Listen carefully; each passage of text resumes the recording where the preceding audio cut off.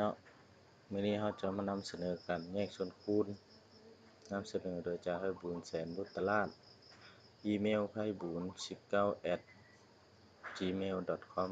เบอร์โทรศัพท์0309397231เนาะ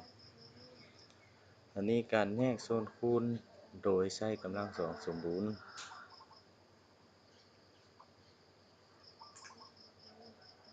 a กำลังสองบวกให้ 2ab บวกให้ b กำลังสองอันนี้นะแม่นกำลังสองสมบูรณ์ที่เราเคยรู้มาแล้วเนาะคือว่า a กำลังสองลบให้ 2ab บวกให้ b กำลังสองอันนี้ก็คือกำลังสองสมบูรณ์เคยเห็นมาแล้วตัวอย่าง x กำลังสองบวกให้ 6x บวกให้ 9มันจะตรงกับสูตรกำลังสองสมบูรณ์คือว่า a บวก b ทั้งหมดคือกำลังสองเนาะเราจะได้ว่า a คือกำลังสองบวก 2ab บวก b กำลังสองฉะนั้นเราจึงบ่ยากเนาะอันนี้สำหรับการแยกคือว่าเราต้องแยกมาเป็น x บวก3คูณให้ x บวก3เนาะเรามาเบิ่งตัวอย่างต่อไป x กำลังสองบวก 8x บวก16เท่า0เนาะอันนี้เราก็จะแยกมาก่อนเราได้ 2x บวกให้2คูณให้4x บวกให้4คือ2เฮ็ดได้เราจึงว่าได้2คูณให้4ก็ย้อนว่า2คูณ4เท่ากับ 8x เนาะฉะนั้นเรามาบวกให้4กำลังสองหมายความว่า4กำลังสองเท่ากับ16เนาะอันนี้ x บวกให้4ทั้งหมดกำลังสองจะเท่ากับ x บวก4คูณให้ x บวก4เนาะต่อไป x กำลังสองลบให้10 x บวกให้25อันนี้มันตรงกับข้อที่ว่ากำลังสองสมบูรณ์ของ a กำลังสองลบให้ 2ab บวกให้ b กำลังสองฉะนั้นเราจึงเอามาเข้าเลยเนาะเพราะว่ามันจะง่ายแทนตามสูตรคือว่าได้ a กำลังสองลบให้2ab คือว่าลบให้2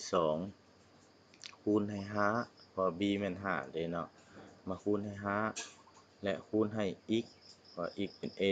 บวกให้5กำลังสองหมายความว่าบวกให้ b กำลังสองเนาะฉะนั้นจึงเท่ากับ x บวก5ทั้งหมดกำลังสองทีนี้เราจะได้ x บวก5คูณให้ x บวก5เนาะนี่ก็กัน a กำลังสองบวกให้121ลบให้22a เท่ากับ0อันนี้เราก็บ่ต้องแปลกใจเนาะเพราะว่าต่างแต่ว่าส่งผลมันสลับบอนซื่อๆเนาะจากนั้นเราสิจัดเรียงว่า a กำลังสองลบให้22a บวกให้112งั้น a กำลังสองลบให้2ลบให้2คูณให้11a บวกให้11กำลังสองจากนั้นมาเอาตัวนี้เราจึงตรงกับว่าตรงอันกับสูตรส่งผล a กำลังสองลบให้2 ab บวกให้ b กำลังสองเนาะจากนั้นจึงได้ว่า a ลบ11คูณให้ a ลบ11ตัวต่อไปตัวนี้คือกันเนาะ 4a กำลังสองบวกให้ 12a บวกให้9เท่า0จากนั้นเราจึงมาผันเปลี่ยน 4a คือกำลังสองนี้จะได้เป็น 2a คือกำลังสองเนาะ 12a เพราะว่าเรา 2a แม่น 12a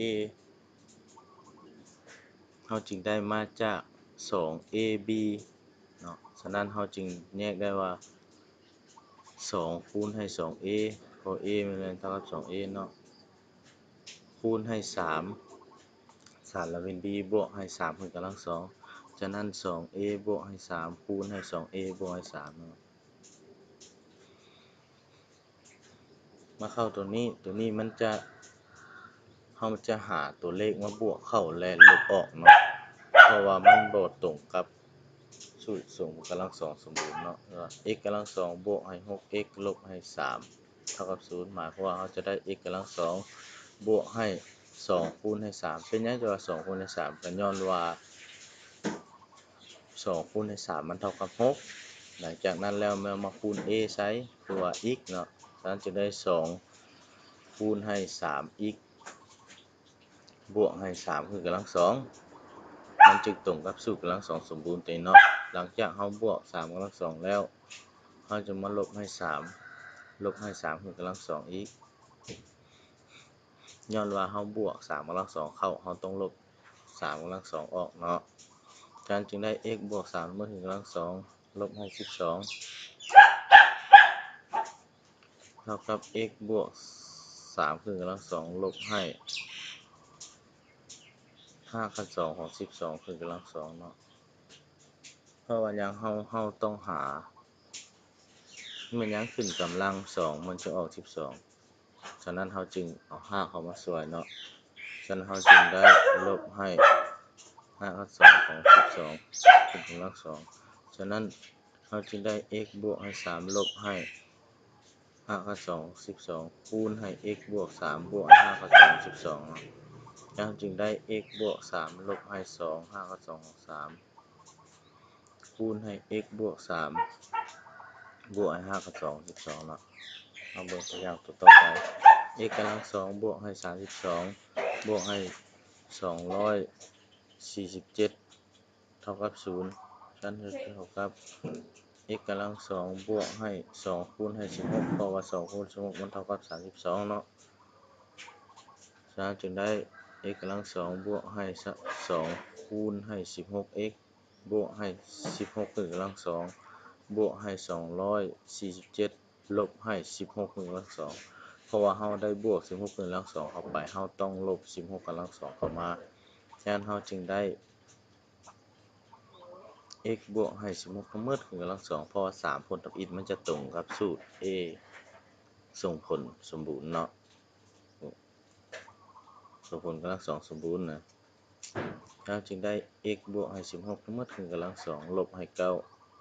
9เนี่ยยังมาขึ้นกำลัง2เท่ากับ9เราจึงได้ x บวกให้16คือกำลัง2ลบให้3กำลัง2จากจุดนี้เราจึงมาแยกได้ว่า x บวก16คือกำลัง2นี่มันตรงกับ a คือกำลัง2เนาะลบให้3คือกำลัง2แล้วมันตรงกับ b คือกำลัง2เนาะฉะนั้นเราจึงได้ว่า a คือกำลัง2ลบให้ b คือกำลัง2เราจะได้ x บวก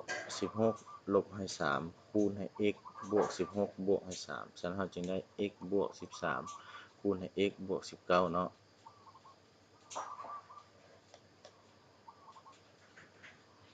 ข้อต่อไป x กำลัง2ลบให้ 6x บวกให้1เท่ากับ0อันนี้ก็คือกันเนาะเราต้องหาตัวเลขมาบวกใส่แล้วก็ลบออกเพราะว่าเราบวกตัวใดใส่เราต้องลบตัวนั้นออกเนาะเพราะว่า x กำลัง2ลบให้2คูณให้ 3x เพราะ2คูณให้ 3x มันจะเท่ากับ 6x เนาะจากนั้นเราจะมาบวกให้3คือกำลัง2ใส่แล้วจึงมาบวกให้1กดตัวเก่าที่มันอยู่นั่นเนาะจากนั้นเราจึงมาลบ3กำลัง2ออกพอเราบวก3กำลัง2เข้าต้องลบ3กำลัง2ออกเนาะจากนั้นเราจึงได้ x ลบ3ลดกำลัง2ลบให้8อย่างนี้เราอยากให้มันตรงกับสูตรว่าแนวใดสิเท่ากับ b ขึ้นกำลัง2ได้เพราะว่า x ลบ3ทั้งหมดขึ้นกำลัง2มันตรงกับ a กำลัง2เนาะหลังจากนั้นเราจึงได้ x ลบ3ทั้งหมดขึ้นกำลัง2ลบให้5คูณ2ของ8ขึ้นกำลัง2มันจึงเท่ากับ8คูณ8เนาะมันจะเท่ากับ8 2 8ฉะนั้น x ลบ3ลบให้5คูณ2ของ8คูณให้ x ลบ3บวกให้5คูณ2ของ8แล้วจะได้ x ลบ3ลบให้2 5คูณ2ของ2คูณให้ x ลบ3บวกให้2 5คูณ2ของ2เนาะเนี่ยมาสรุปได้ว่าการแยกส่วนคูณโดยใช้กำลัง2สมบูรณ์มีอยู่ว่าใช้เอกผลควรจือและหาตัวเลขมาบวกเข้าแล้วลบออก